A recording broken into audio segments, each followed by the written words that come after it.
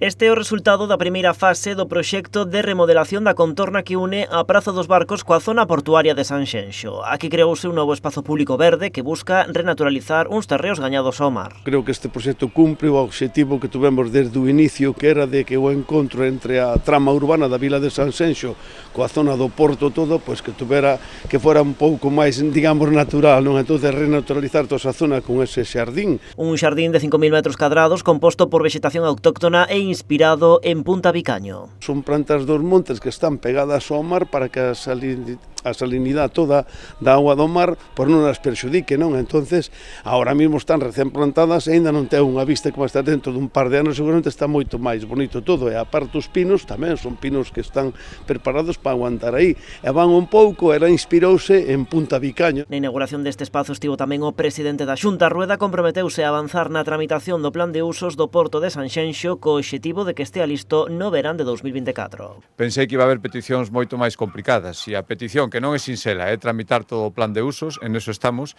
Está aquí o presidente de Portos para decir que no ano que ven, en 6 meses máis ou menos, estará todo disposto para que isto siga facendo o que fixo a toda agora, que é efectivamente autofinanciarse e co que consigue facer estas infraestructuras maravillosas que non lle supoñen nada nin ao Concello de Sanxenxo, nin lle supoñen nada.